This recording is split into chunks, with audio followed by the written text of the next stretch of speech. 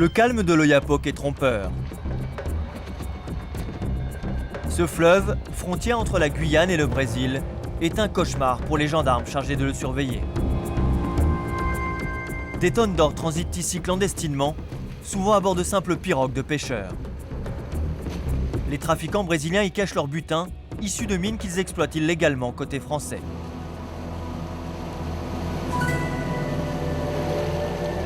Ces derniers mois, le pillage a pris une telle ampleur que les gendarmes ont de plus en plus de mal à gérer la situation. Sur les berges, ils ont installé un poste de contrôle aux allures de camps retranchés. C'est ici, avec une vingtaine d'hommes, que le lieutenant Mutombo tente de reprendre la maîtrise du fleuve. Alors, désormais, il arrête systématiquement toutes les pirogues qui passent à portée de vue. Bonjour, monsieur. Bonjour.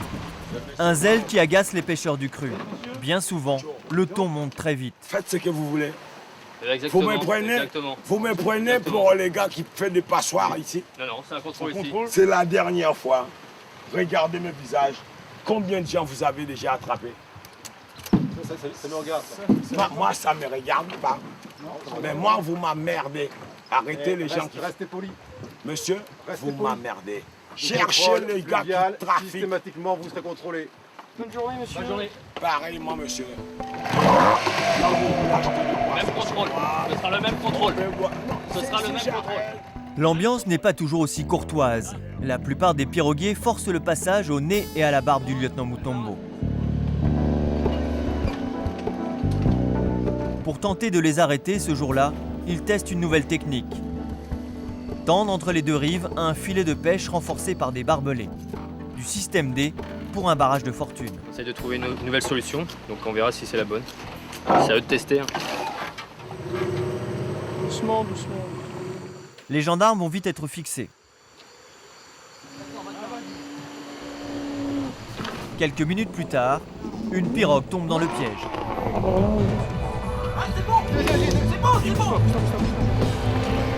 Mais leur joie va être de courte durée.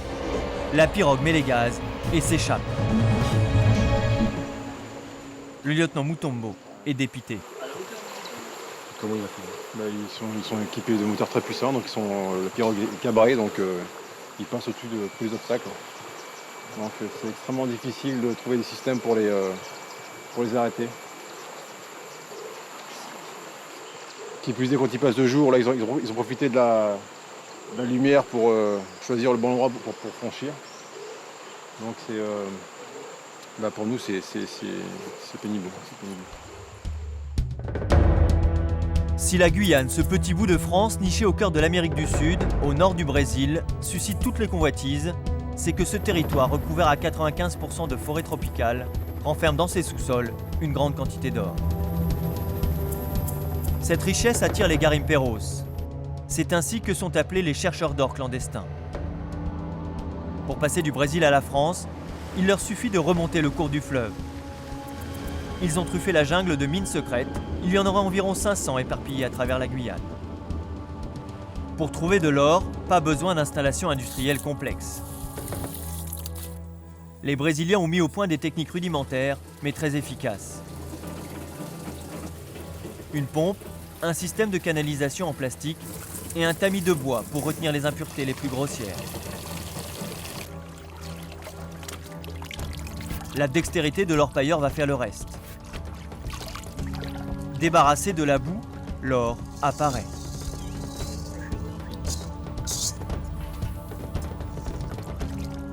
En pleine jungle, les clandestins ont mis en place toute la filière. Il y a même des laboratoires pour transformer les pépites en lingots. L'or est fondu sur place et sera revendu au Brésil sans que l'État français ne touche le moindre centime sur ce commerce.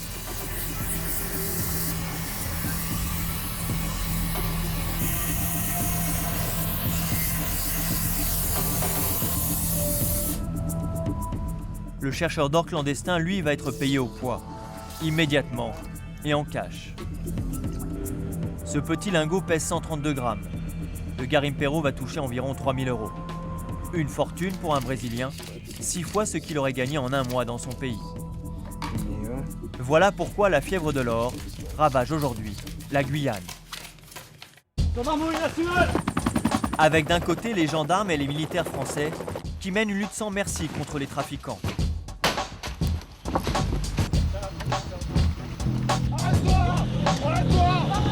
À leur tête, le lieutenant Mutombo est bien décidé à ne pas céder d'un pouce à la pression des garimperos. Il ne faut pas lâcher le terrain. Si on lâche le terrain est repris par l'adversaire. Face à lui, des trafiquants de plus en plus déterminés, comme Léa, une jeune Brésilienne qui n'a pas froid aux yeux. Elle est l'un de ces orpailleurs clandestins qui affrontent les forces françaises et l'enfer de la jungle pour s'enrichir, parfois au péril de leur vie. Si on a de l'or, c'est toujours avec nous. On ne laisse pas. Car il arrive que l'aventure tourne mal. Dans la jungle, les garimperos s'entretuent parfois pour une pépite.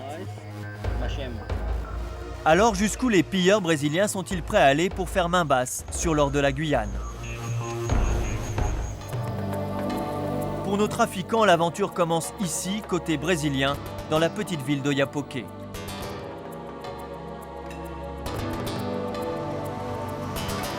Juste en face, c'est la Guyane, son or et ses mines clandestines.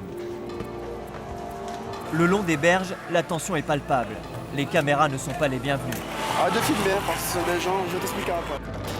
Chargés de clandestins, des pirogues partent direction la Guyane.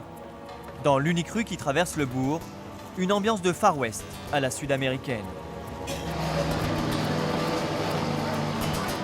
Ici, toute la population vit par et pour l'or. Dans les magasins, les garimperos trouvent tout le matériel nécessaire à l'extraction. Pompes, moteurs, soucoupes pour tamiser.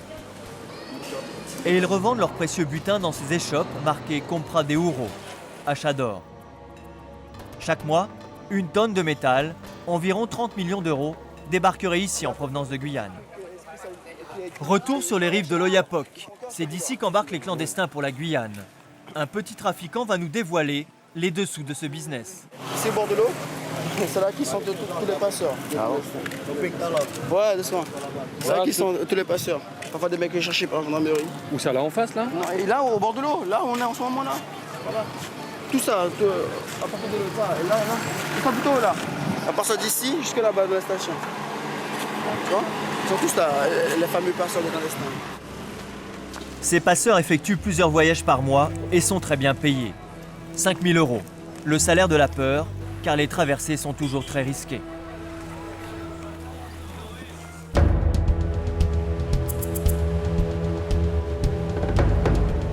À bord de l'une de ces pirogues qui remontent le fleuve à l'assaut de la Guyane, voici Léa.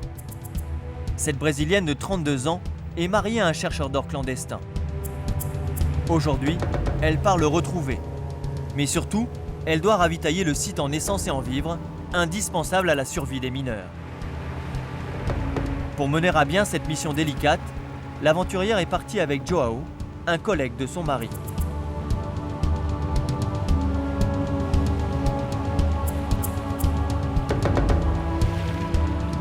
À chaque expédition, Léa tremble. Elle craint les gendarmes, mais aussi les pirates qui risquent de lui voler son or, et même le fleuve, aux méandres pleins de pièges.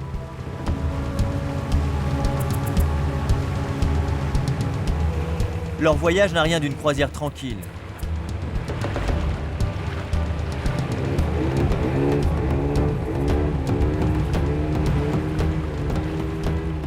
Il faut d'abord faire face aux courants qui sont de plus en plus agités. Joao tente de passer, mais il manque de métier. Les plus aguerris traversent en force.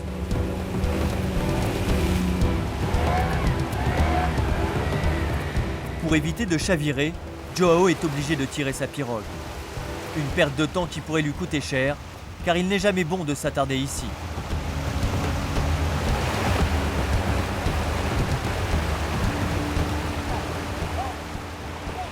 Ce fleuve est devenu la route de tous les trafics.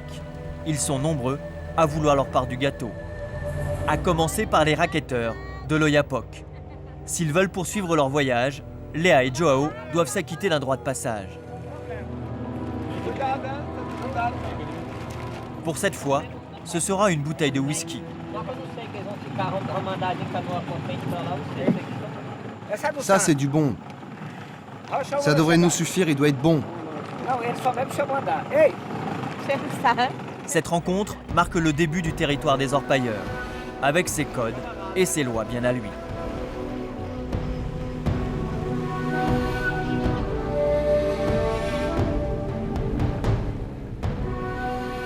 « 10 heures de pirogue non-stop.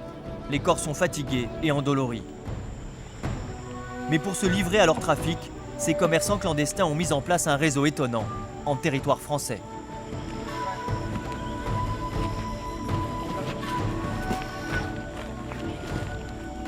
Pour se reposer en toute discrétion, ils ont jalonné le fleuve de haltes secrètes. Ces hôtels pour voyageurs, ce sont les carbets. Des piquets, une bâche. Le fleuve fournit la nourriture, ultra fraîche. Ce soir au menu, ce sera poisson grillé.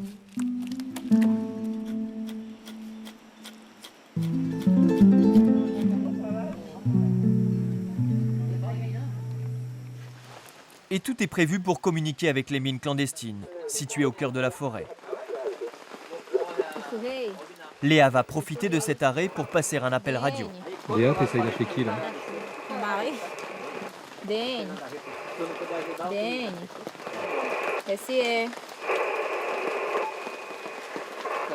Plusieurs tentatives, sans résultat.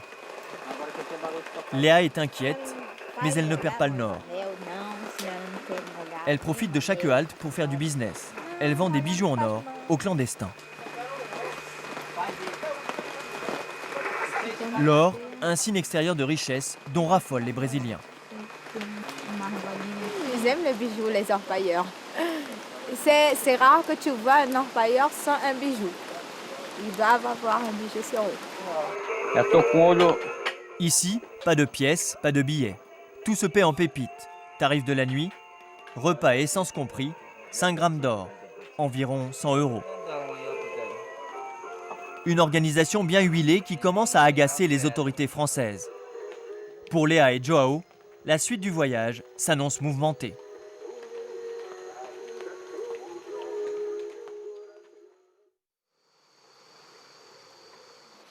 À quelques kilomètres de là, sur l'Oyapock, c'est l'effervescence au QG du lieutenant Mutombo. Ce soir, les gendarmes espèrent prendre des clandestins dans leurs filets, placés en travers du fleuve.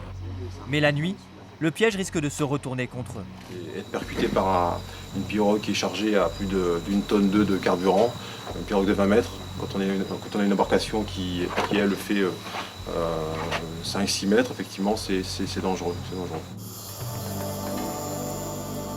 Soudain, les gendarmes repèrent une ombre furtive sur le fleuve. Peut-être une pirogue de clandestins. On tente la poursuite ou pas, Volutan? Ouais, vas-y, fonce. Malgré les sommations, le bateau ne s'arrête pas.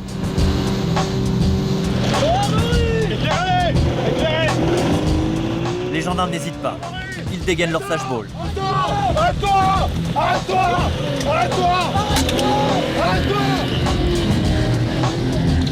Bon là, on en a une. Ok, c'est bon, regarde. Génial. Ils sont persuadés d'avoir affaire à un trafiquant. Doucement.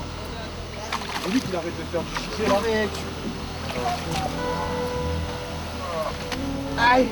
De paix, voilà. Dis-lui qu'il arrête de chipoter là. Non.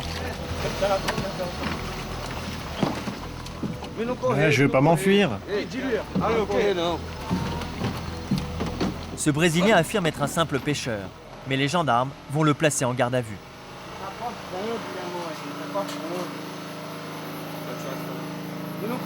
Je m'enfuyais pas, je suis qu'un travailleur. Vas-y. Tu lui dis qu'il est placé en garde à vue, qu'il est arrêté par la gendarmerie nationale française à compter de 11 h du soir. Ok? Par la gendarmerie? Mais pourquoi? J'étais juste en train de pêcher, pas en train de voler. Pêcheur ou trafiquant, l'homme est embarqué direction Cayenne, à 2 jours de voyage, pour y être interrogé par un juge d'instruction. Mais la soirée du lieutenant Mutombo est loin d'être terminée.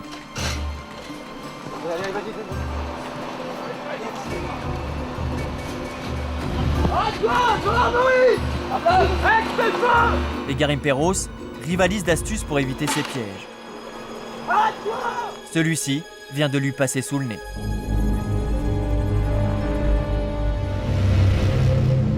Pour ne pas se laisser prendre dans les filets du lieutenant Mutombo, Léa et Joao vont tout simplement contourner son barrage. Des complices sont postés en permanence, bien en amont du poste de contrôle. Ils sont là pour prendre en charge les piroguiers et leur chargement. Ils vont tout transférer à pied jusqu'à un point d'embarcation discret situé après le barrage des gendarmes français.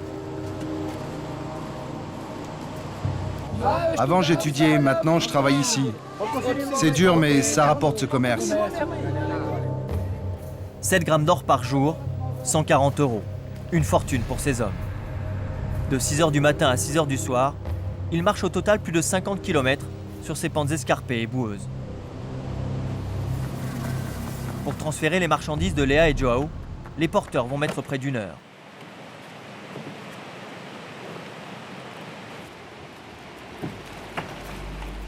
Le barrage évité, la traversée reprend son cours. Soudain, une étrange embarcation. Cette barge est une mini-usine d'orpaillage. Le principe d'extraction est simple. Un tuyau descend à 12 mètres de profondeur et remonte de la boue. Dans cette boue, des paillettes d'or. Dans le fleuve, un plongeur est à la manœuvre.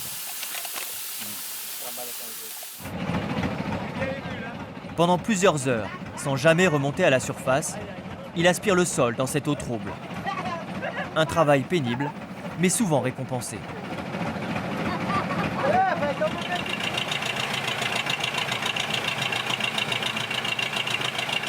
En quelques minutes, le précieux métal apparaît, comme par magie. C'est bon, hein?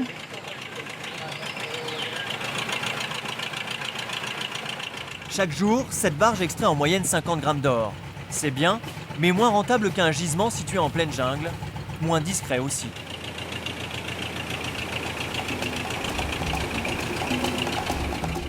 Léa profite des derniers instants du voyage pour se refaire une beauté.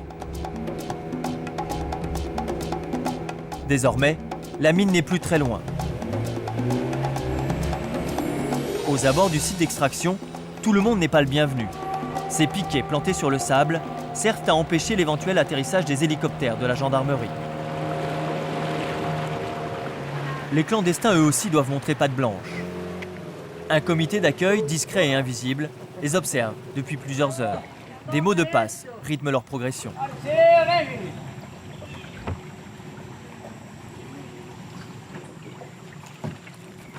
Difficile d'imaginer qu'un peu plus loin dans la forêt, une usine d'orpaillage tourne à plein régime. Le mari de Léa n'est pas là pour l'accueillir. Elle ignore où il se trouve. Jusqu'à toute personne est bien arrivée. Ça s'est bien passé le voyage. Maintenant, on espère que tout ça se termine bien. Ici, le danger est quotidien. Léa sait bien que les gendarmes français les traquent sans relâche. Car le jeu du chat et de la souris ne connaît pas de trêve. Aujourd'hui, les gendarmes français sont accompagnés des CRAJ, les commandos de recherche et d'action en jungle. Ensemble, ils cherchent à arrêter des orpailleurs clandestins en flagrant délit d'extraction.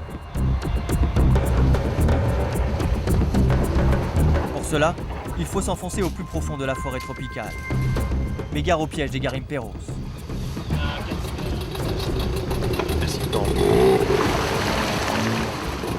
Comme ce tronc d'arbre, à moitié immergé. Sans doute abattus volontairement pour gêner leur progression et surtout signaler leur arrivée.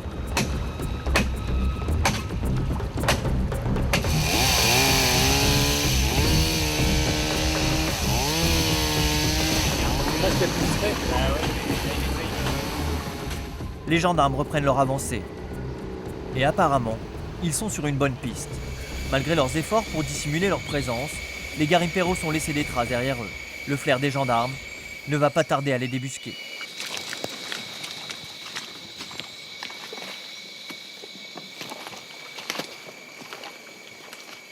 Camouflé sous ses branches, un quad.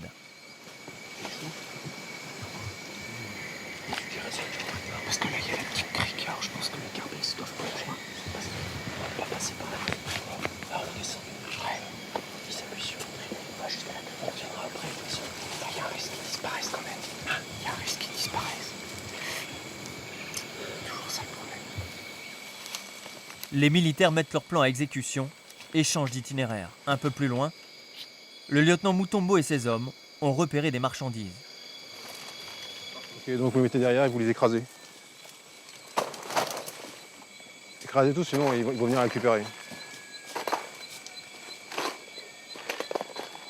Ce genre de marchandises sont déposées de nuit en pirogue et transportées à dos d'hommes la journée ou la nuit en direction des barrières des terres vers les sites d'orpaillage. C'est bon, on embarque. Allez, c'est parti.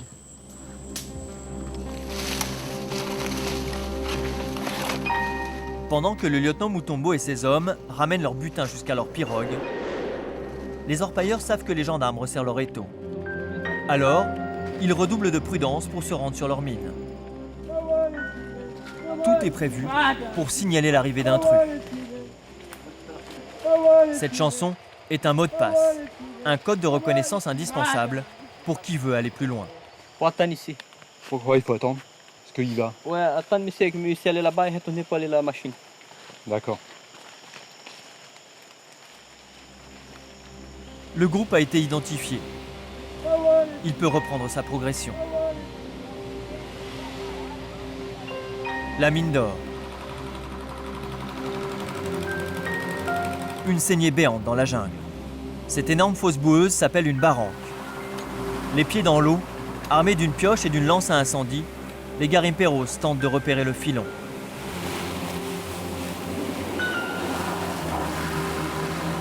Un énorme chantier qui témoigne d'une activité très organisée. Le plus dur, c'est de faire parvenir le matériel jusqu'ici pour pouvoir travailler. Mais dans ton travail?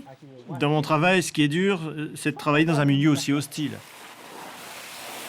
Dans ce bouillonnement se cachent peut-être les paillettes et les pépites tant convoitées. De quoi oublier les conditions de travail extrêmes.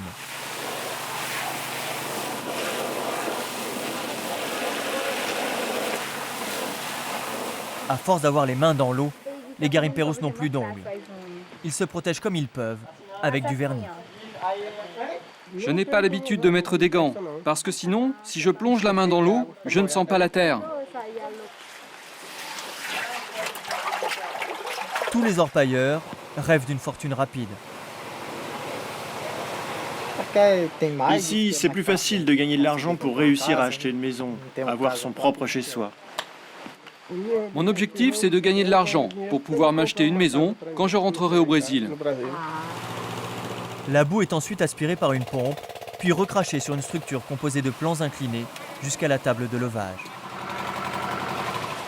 Cette table permet d'effectuer un premier tri entre la terre et les sédiments qui sont peut-être précieux. En fin de circuit, il ne reste plus que de minuscules particules de boue et d'or, parfois. Mais ce jour-là, la chance n'est pas avec eux. Malgré des tonnes de boue charriée, ils ne trouveront pas la moindre pépite.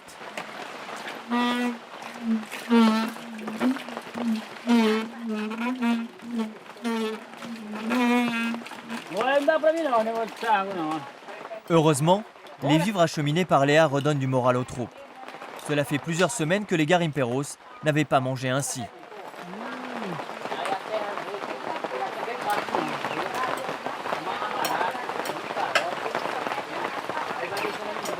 Une bonne pitance, une cantinière avenante, c'est l'une des clés de la logistique de ces sites.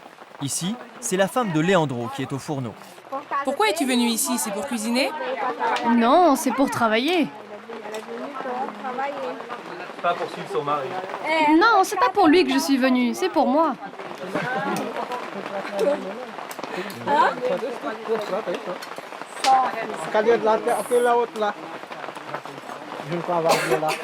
En plus, il a de la chance. Je suis jolie, n'est-ce pas?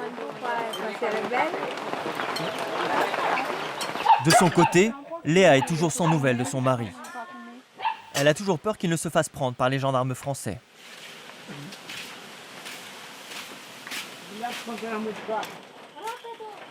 Tu vas mettre ça, Pantel? Ouais. Léa, si jamais ton mari, lui, il est arrêté par les gendarmes, qu'est-ce qui se passe? Je sais pas. Hein. J'ai déjà pensé à ça. Ah, si jamais il y a quelque chose qui arrive avec lui, moi je fais tout mon possible. Hein. Ben oui, parce que c'est d'ici qu'on gagne, c'est d'ici qu'on vit, c'est d'ici qu'on élève nos enfants. Donc,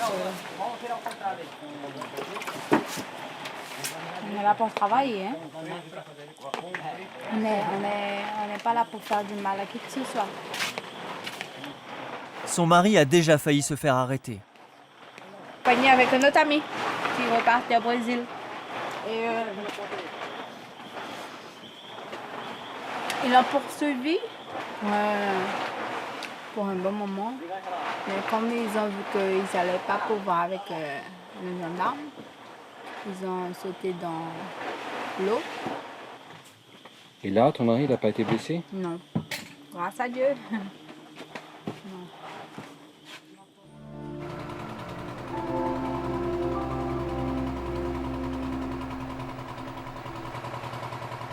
Sur le campement, tous les garimperos ont déjà fui face aux gendarmes.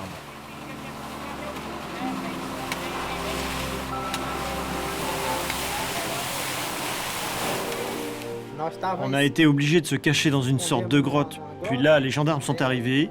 Il était 5 heures du matin. Et ils ont tout pris, ils ont brûlé tous nos vêtements. Ça me préoccupe beaucoup, ces personnes qui ne viennent pas pour travailler et qui peuvent réussir à nous faire du mal.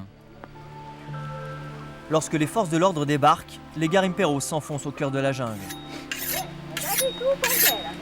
Avec presque rien, ils peuvent survivre pendant plusieurs jours.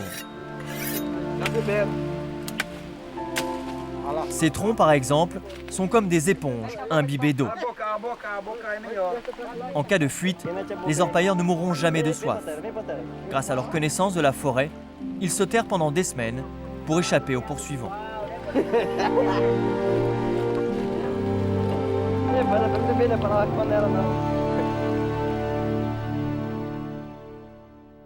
Car les militaires français ne sont jamais très loin.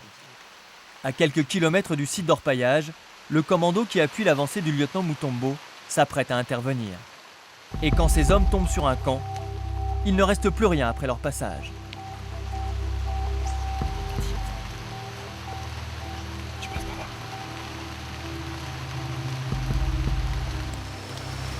Après plusieurs heures de marche, c'est l'intervention. Gendarmerie nationale!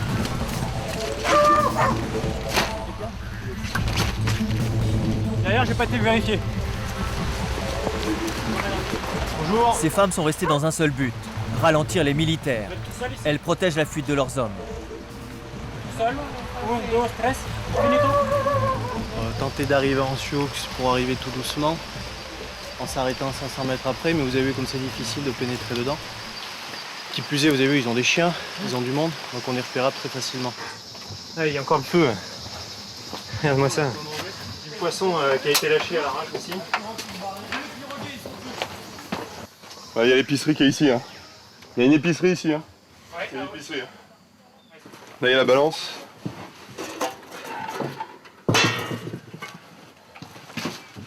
Alors, est-ce qu'ils ont retiré la radio là? Les militaires vont tout saisir. Et à chaque fois, ils se livrent à un petit jeu, découvrir quels sont les tarifs pratiqués par les tenancières des échoppes. Avec quelques rayons, il y a écrit, et en fait écrit les prix aussi dessus. En or, en grammes d'or. Ça représente quand même une somme assez conséquente, puisque l'or doit être quasiment autour des 20 € le gramme d'or. Donc ça représente une somme conséquente pour une sucette par exemple. 20 € la sucette, en pleine jungle, c'est un luxe. Ce site est une base arrière de ravitaillement. De la nourriture, quelques moteurs, des armes, et ce n'est sans doute pas fini. Là on a trouvé encore un site qui est à 20 minutes à pied du site de la zone vie, donc il y a 3 personnes supplémentaires, on va les ramener jusqu'ici. Il y a un gendarme qui est là-bas déjà? Oui. La totalité du site est démontée pièce par pièce. Quand elles arrivent sur une mine d'or, les forces de l'ordre ont pour mission de ne rien laisser d'utilisable derrière elles. C'est quand même désolant de voir cette si belle forêt détruite, mais bon. Au moins, on n'apporte pas grand-chose, mais ce qu'on fait, il y a une satisfaction. On se dit qu'on n'est pas là pour rien.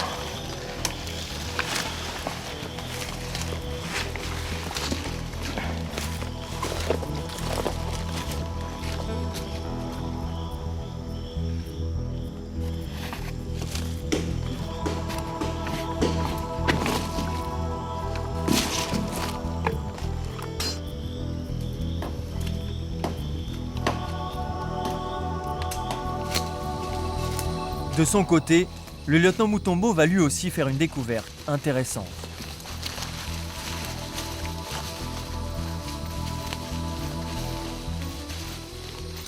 Ah, c'est un tonneau. Un fût d'essence, un bien très précieux. Putain, bah il est plein. C'est quoi? Comment? Ah non, on vide pas. On emmène. Ça coûte beaucoup trop cher pour qu'on le vide.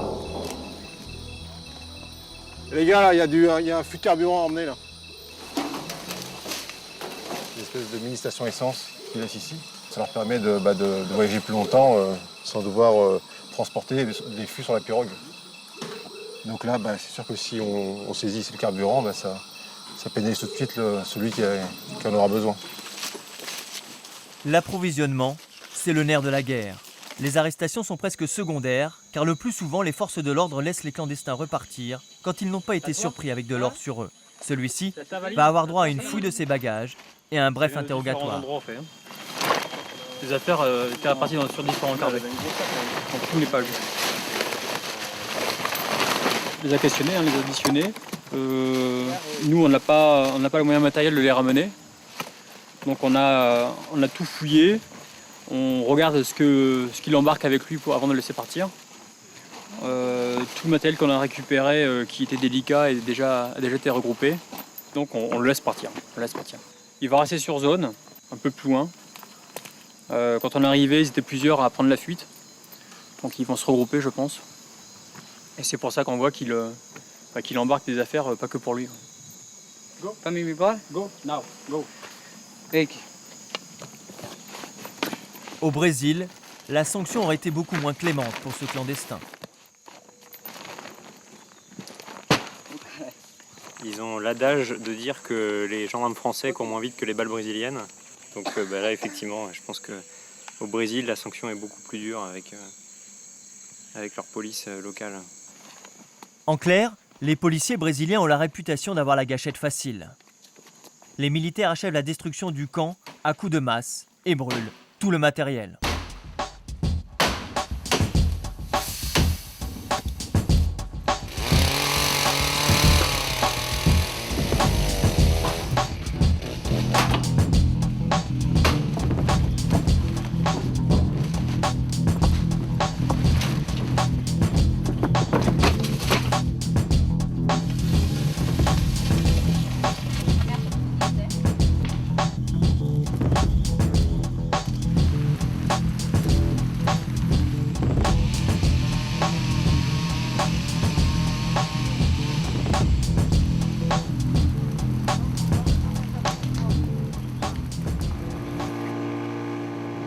Une opération réussie qui redonne le moral au lieutenant Mutombo et à ses troupes. Bon boulot les gars. De retour au poste de contrôle, ils vont comptabiliser les prises du jour.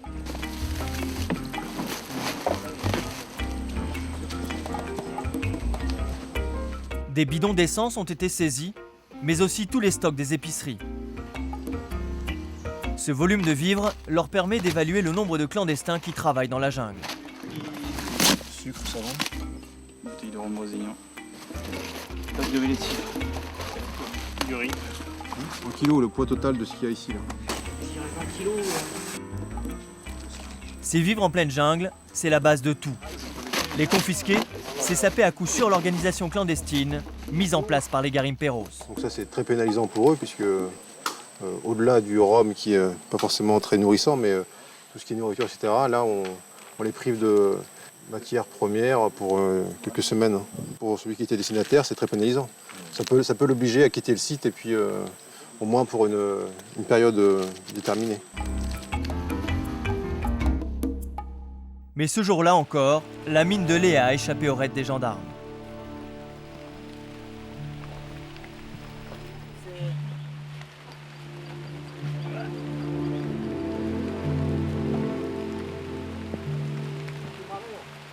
Les garimperos quittent leur travail et laissent derrière eux la forêt dévastée.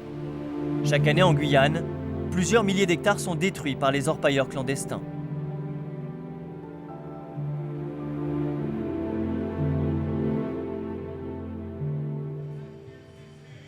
Et le soir en pleine jungle, le carbet fait la fête.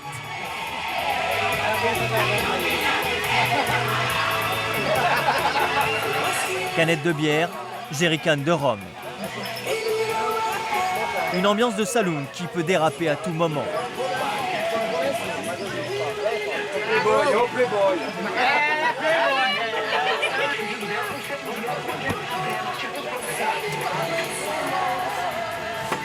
Dans ce milieu sans foi ni loi, les garimperos ne font confiance à personne, y compris à leurs compagnons de fiesta.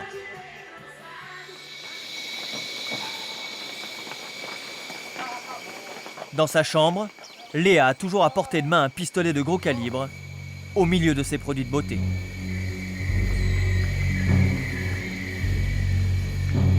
Pour nous, comme on vend beaucoup de marchandises, on a toujours de l'or. Donc, si quelqu'un vient qui essaye de nous voler, et aussi, déjà, le soir, on ne se lève pas. S'il y a quelqu'un qui nous appelle, on ne se lève pas. On ne va pas dehors. Et on ne sort pas aussi le soir. On est toujours là. Parce que si quelqu'un vous appelle, vous n'êtes pas sûr de la personne. Non. Surtout le soir, on ne connaît pas. Est-ce que vous cachez votre or ici, là? Si on cache notre or, si on a de l'or, c'est toujours avec nous. On ne laisse pas. C'est toujours sur nous.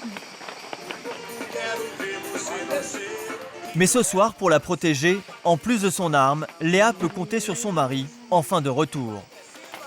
Au programme de leur soirée, un bon petit plat et leur feuilleton préféré. Mais la joie des retrouvailles n'entame pas leur vigilance. Cette nuit, ils ne dormiront que d'un œil, car pour quelques grammes d'or, les garimperos n'hésitent pas à s'entretuer. En Guyane, l'an dernier, les règlements de compte entre orpailleurs ont fait au moins une trentaine de morts. Il y en a sans doute beaucoup plus, mais les autorités françaises n'ont pas vent de tous les assassinats. Ce matin, en pleine jungle, des gendarmes, accompagnés d'officiers de police judiciaire, se rendent sur une scène de crime. Un orpailleur clandestin qui a brisé la loi du silence a accepté de les y conduire. Pour sa sécurité, il porte une cagoule.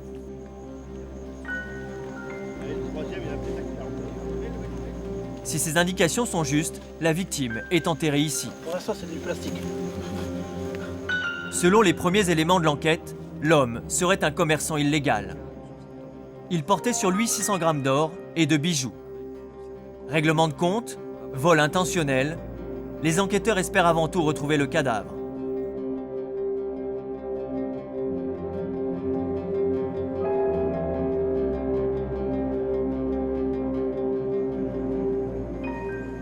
Soudain, un crâne apparaît.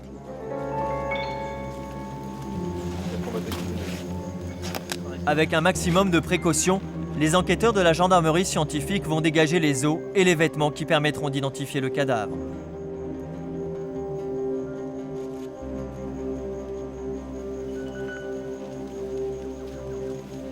Pour l'instant, seule certitude, cet homme a bien été assassiné par balle. Une victime de plus de la fièvre de l'or qui dévaste le territoire.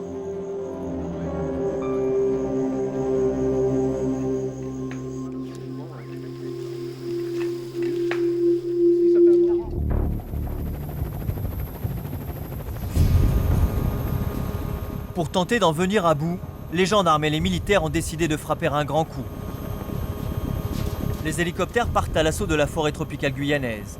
Objectif, intervenir au cœur des mines et détruire les engins d'extraction, les biens les plus précieux des garimperos.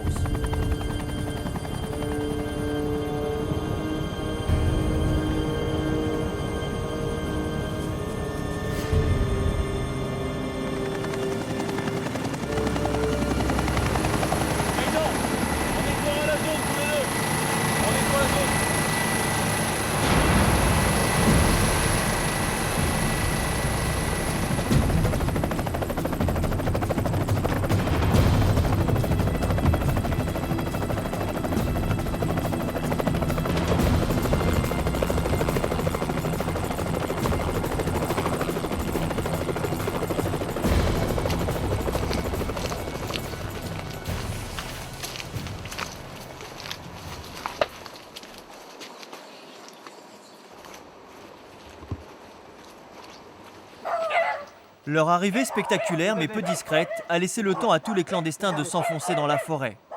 Il n'y a plus qu'un homme sur le campement qui n'a visiblement pas l'intention de les aider. Il prend un malin plaisir à jouer avec le portugais hésitant du gendarme français. Combien vous êtes? Combien vous êtes ici? L'heure. Combien de garimperos? Seulement 4.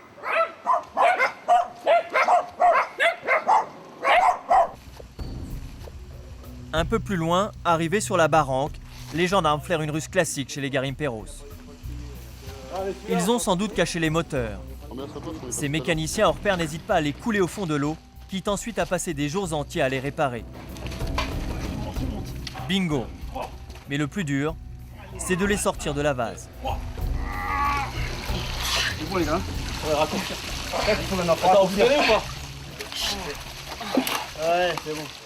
Leur méthode de défense, c'est de positionner le moteur directement dans la flotte. Après, pour nous, c'est très difficile de le lever, vu le poids du moteur, quasiment 300 kg. Les militaires les rendent ensuite inutilisables. Technique la plus efficace, le pot thermique. Un engin incendiaire qui fait fondre le moteur à plus de 10 000 degrés. Le but, c'est bien calé pour que ça fasse une... Attends, je vais dégager. Une lame de... On s'est rendu compte d'une chose, c'est que taper sur les accessoires, c'était pas efficace parce qu'ils avaient la capacité de les changer, de les réparer. Donc maintenant, on vient taper directement dans le vilebrequin, qui est une pièce réglée en usine. Donc là, on est sûr que le moteur est définitivement hors d'état de marche.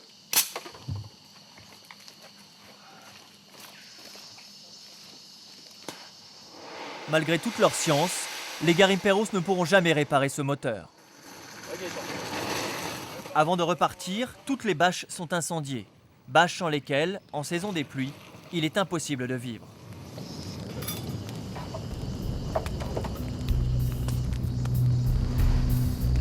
On va faire l'autre.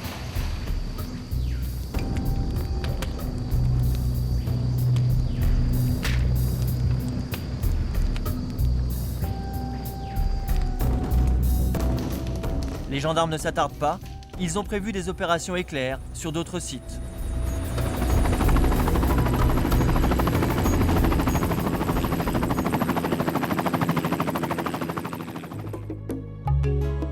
Sur le camp de Léa, les effets du raid des gendarmes se font immédiatement ressentir. Des garimperos chassés par l'intervention héliportée viennent d'arriver. La solidarité joue à plein. Un carbet est réhabilité pour les accueillir. Mais cette opération d'envergure risque de n'être qu'un coup d'épée dans l'eau. Il en faut plus pour décourager les chercheurs d'or. Nous, les Brésiliens, on a toujours une manière de passer. On essaye d'avoir une autre solution. Ils vous arrêteront jamais de travailler, les gendarmes? Non, jamais. On peut se calmer un peu, mais arrêter pour toujours, non. Chassé par les gendarmes, cet homme préfère rejoindre un autre site situé à plusieurs jours de marche. Il achète tout ce qu'il lui faut pour survivre dans la jungle. Ça, c'est un peu de provision en attendant d'arriver là-bas. C'est que c'est encore loin. Là, ça va te coûter à peu près 4,5 grammes d'or. Une centaine d'euros. L'homme a dépensé presque tout l'or qui lui reste pour aller s'installer ailleurs.